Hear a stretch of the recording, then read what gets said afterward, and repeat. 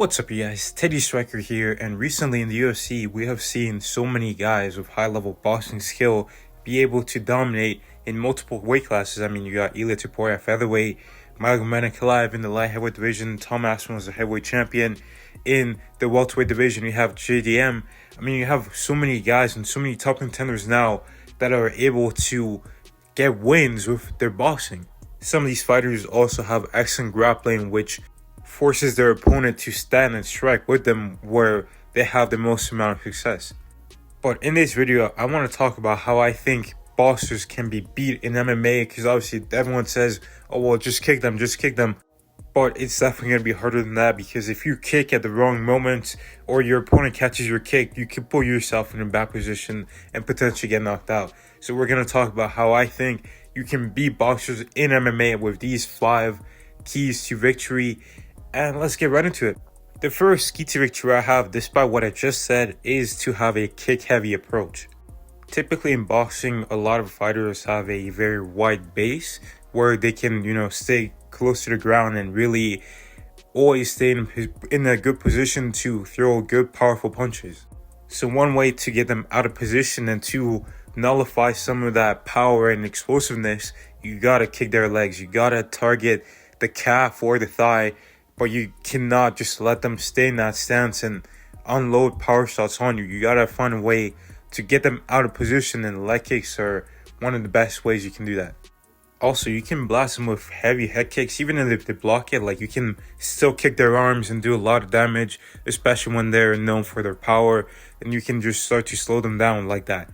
So overall, kicks are very crucial to beating boxers, but the next key to victory I have is going to be to disrupt their rhythm. Whenever boxers get going, they're very hard to stop. They can just put these crazy combinations on you and eventually find some shots to get you out of there. So in order to stop that, there's many ways you can disrupt the rhythm, but this is MMA. So one of the most effective ways you can do this is by wrestling, trying to grapple them, hang on to them, and make them work and get their arms sort of filled with blood.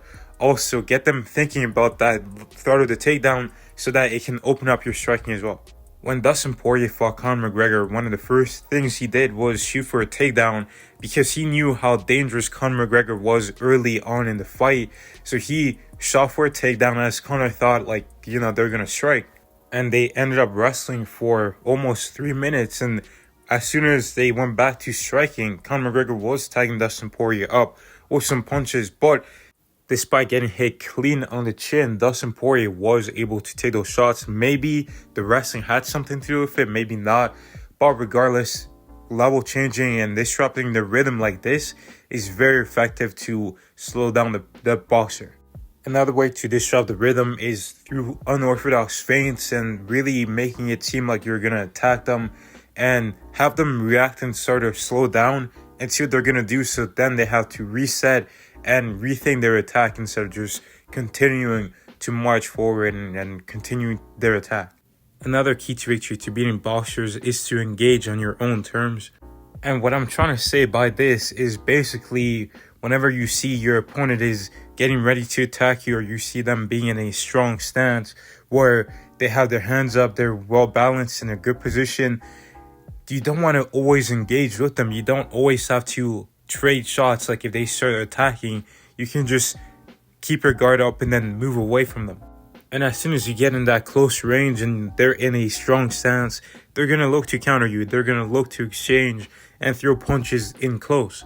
But when they're not in a strong stance, like let's say for example, they throw a kick and they're a bit slow to retract their leg and they're just on one leg, that's a bad stance. When they overthrow and they miss and they overextend a little bit, that's a bad stance, and that's when you can capitalize and start really punishing them for that. And you won't have to worry about them punching you back because they're, again, not in a strong position. They'll have to take a few steps back before they can look to punch again and get back into a solid position so you can attack them with no consequences. Another way you can engage on your terms is if you have your opponent hurt to some degree, because at that point, they won't be worried about throwing back. They'll just be worried about keeping their guard up, moving away from you, and start looking to recover without exchanging and taking more damage. So overall, just being defensively aware and attacking your opponent when you see there is a clear weakness or opening is when you can look to engage and start, trading shots. You can bait them into exchanges knowing that they're potentially hurt or knowing that they're not expecting that punch. And that's when you can really start to hurt your opponent. The next key to beating boxers in MMA is to have textbook defense. A lot of fighters in MMA, they often make really fundamental mistakes, like maybe they drop one hand when they're throwing the other, or in general, they don't really keep their hands up and they get clipped with a lot of punches. And yeah, sometimes it's a lot of basic mistakes that gets people knocked out. So in order to avoid this, because these guys, the boxers, they know how to punch, they know how to generate power, they have speed and good timing. So you got to be careful and you got to respect their power. So you got to have textbook defense, keep your hands up, move your feet, move your head, so that you don't get badly hurt or dropped, or even worse, you don't get knocked out.